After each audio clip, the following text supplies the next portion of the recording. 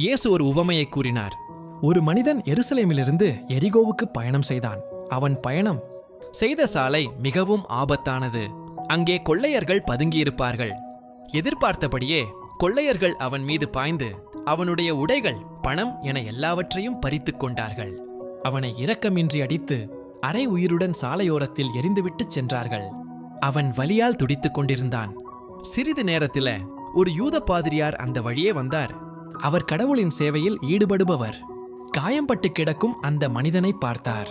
ஆனால் அவனுக்கு உதவினால், இரத்தத்தை தொட்டால் தீட்டுப்பட்டுவிடும் என்று நினைத்து சாலையின் மறுபுறம் விலகிச் சென்றார். அவரைத் தொடர்ந்து ஆலயப் பணிகளில் ஈடுபடும் ஒரு லேவியனும் அங்கே வந்தான்.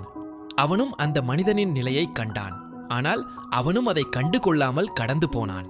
கடைசியாக சமாரியன் ஒருவன் தன் கழுதையுடன் அந்த வழியே வந்தான். அந்த காலத்தில் யூதர்களும் சமாரியர்களும் ஒருவரையொருவர் பகைவர்களாகவே கருதினர். ஆனால் அந்த சமாரியன் காயம்பட்டு கிடந்த யூதனை கண்டதும் அவன் மனமுருகியது.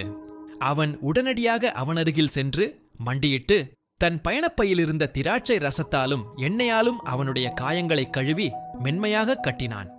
பிறகு அந்த மனிதனை தூக்கி தன் சொந்த கழுதையின் மீது ஏற்றி அருகிலிருந்த ஒரு சத்திரத்திற்கு கொண்டு சென்றான். அன்று இரவு முழுவதும் அவனுடனேயே தங்கி அவனை அக்கறையுடன் கவனித்துக் கொண்டான். மறுநாள் காலை அவன் சத்திரத்துக்காரனை அழைத்து 2 வெள்ளிக்காசுகளை கொடுத்து, இவரை கவனித்துக்கொள், இதற்கு மேல் ஏதாவது செலவானால் நான் திரும்பி வரும்போது உனக்கு தருகிறேன் என்று சொல்லிவிட்டு தன் பயணத்தை தொடர்ந்தான். இந்த கதையின் மூலம் இயேசு கற்பித்த நீதி இதுதான். உண்மையான அன்புக்கும் மனிதநேயத்திற்கும் இனம், மதம், மொழி என எந்த எல்லையும் இல்லை. தேவைப்படுபவர்களுக்கு இரக்கத்துடன் உதவுபவரே உண்மையான அயலார். இந்த கதை உங்களுக்கு பிடித்திருக்கும் என்று நம்புகிறேன்.